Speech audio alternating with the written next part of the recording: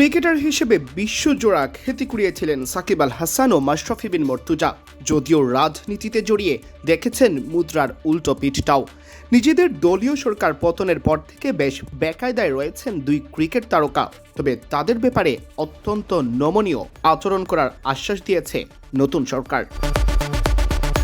নবগঠিত সরকারের যুব ও ক্রীড়া প্রতিমন্ত্রী আমিনুল হক জানিয়েছেন, সাকিব ও মাশরাফির ব্যাপারে সরকার অত্যন্ত নমনীয়।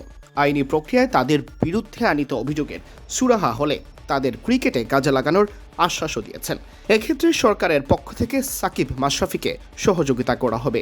জাতীয় স্মৃতিসৌধে শ্রদ্ধা নিবেদন শেষে গণমাধ্যমের মুখোমুখি হয়ে আমিনুল বলেন, অত্যন্ত নমনীয়। আমরা চাই যারা বাংলাদেশের লিজেন্ডারি খেলোয়াড় রয়েছে তাদেরকে যদি তাদের বিরুদ্ধে কোনো রাষ্ট্রীয় কোনো কিছু সিদ্ধান্ত থাকে, সেটা রাষ্ট্রীয় সিদ্ধান্ত আইনগত প্রসিডিওর মেনটেন করে আমরা চাই যে তাদের বিষয়ে অত্যন্ত নমনীয় হয়ে আমরা চাই যে তারা দেশের জন্য আবারও যদি খেলার সুযোগ থাকে তাদেরকে আমরা সেই সুযোগটি করে দিতে চাই। অর্থাৎ আপনারা বলছেন যে সহযোগিতা করবেন, সার্বিকভাবে আমরা সহযোগিতা করবো ইনশাআল্লাহ। এর আগে ক্রীড়া প্রতিমন্ত্রী নির্বাচিত হওয়ার পর আমিনুল জানিয়েছিলেন, বাংলাদেশের ক্রিকেটে আবারও কাজ করার সুযোগ দিতে চান সাকিব ও মাশরাফিকে।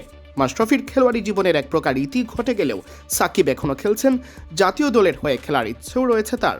সম্প্রতি জানিয়েছেন বিডি ক্রিক টাইমকে দেওয়া সাক্ষাৎকারে, সাকিব আর মাশরাফির বিষয়টি এটা রাষ্ট্রীয় একটি সিদ্ধান্ত। আমি মনে করি যে আমরা রাষ্ট্রীয়ভাবে আমরা অত্যন্ত নমনীয়ভাবে, যেহেতু তারা বাংলাদেশের লিজেন্ডারি ক্রিকেটার, তাদেরকে অবশ্যই আমরা সাধুবাদ জানাই।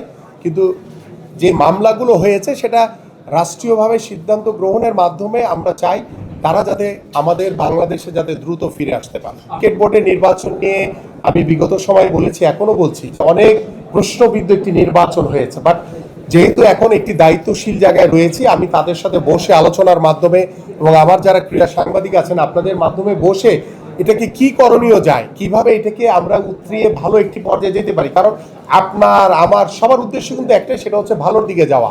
সো সেই ভালোর জন্য আমরা বসে আলোচনার মাধ্যমে যা যা করণীয় আছে আপনাদের সাথে পরামর্শ করে আমার সংশ্লিষ্ট যারা ক্রিকেট বোর্ডে রয়েছে, অন্যান্য সেক্টরে যারা রয়েছে, ফুটবল থেকে শুরু করে অন্যান্য ফেডারেশনগুলো, সবার সাথে আমি টাইম টু টাইম বসে ইনশাআল্লাহ পার্ট বাই পার্ট বসে আলোচনার ভিত্তিতেই আমরা একটি সুন্দরভাবে অর্গানাইজড ওয়েতে আগাতে চাই। সিয়াম চৌধুরী, বিডি ক্রিক টাইম।